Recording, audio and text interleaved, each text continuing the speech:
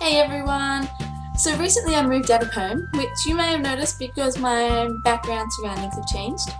You probably don't know this, but I'm 23 years old, and the reason I moved out of home is because my parents moved to Canberra for their work, and I didn't want to go, so I moved out, and I'm living on my own. And a lot of people ask me why I live on my own, and why I don't live with housemates, because it's usually cheaper, and they think that living alone must be pretty lonely. So I'm going to share why I live alone.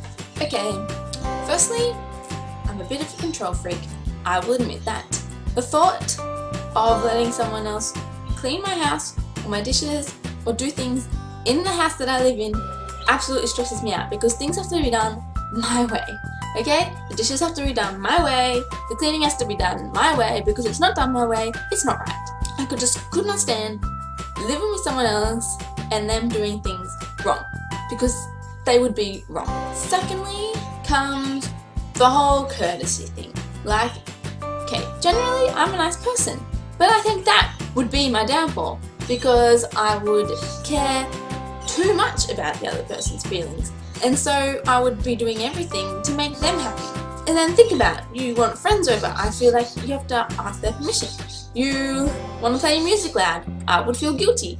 You want to watch a movie on the TV, I would feel like it has to be a movie that they want to watch because it's on the TV. I don't have to deal with that stuff. If I live alone, I can do what I want, have whoever I want over, watch whatever I want, have my music as loud as I want. I can make these videos when I want. Thirdly, having to share the bathroom. Okay, here's a couple of things that would be annoying about sharing the bathroom. One, you have to coordinate showers. The chances of you getting up at the same time in the morning are probably higher than you think. And if there's one bathroom, that means you have to share the bathroom, which means I can't get up when I want because they might be in the bathroom. Living alone means I can use the bathroom whenever I want and forever how long I want. That didn't make sense. Forever, for however long I want. And then, also with sharing the bathroom, comes the hundreds of different shampoos and conditioners and face washes and soaps and other stuff all over your bathroom, because you both use different kinds. And if you share, well, that's another problem altogether. Who buys the next one? How much do they use? Don't share. Then there's also the cleanliness of the bathroom. What if they're not as clean as you and they leave bits and hairs and stuff everywhere? No one wants to deal with that. And the last point about the bathroom, doing a poop. I don't feel comfortable doing that if somebody can hear me. But not only that, there's the smell. Okay, your own smell is fine, but what happens when they go and then you need to use a shower and it smells? Living alone, don't have to deal with that.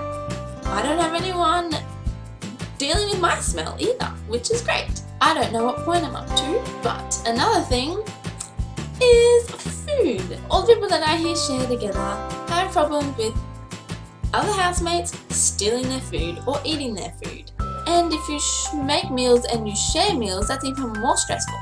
I eat a very tiny amount of food.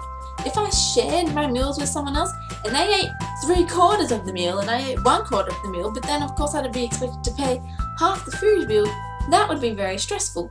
See, living alone, I don't have to worry about that. Everything in the fridge is mine. Everything in the cupboard is mine. Okay, here's another thing. I'm a very, very light sleeper. As in, you can walk into my room, not make a noise, and I'll probably wake up just from your presence. Not that it would be too much of a problem if they were a deep sleeper and they stayed asleep all night. But what if they snore? I will wake up. What if they are one of those people who gets up 100 times a night because they either need to use the bathroom, or they want a snack, or they can't sleep? That will also wake me up.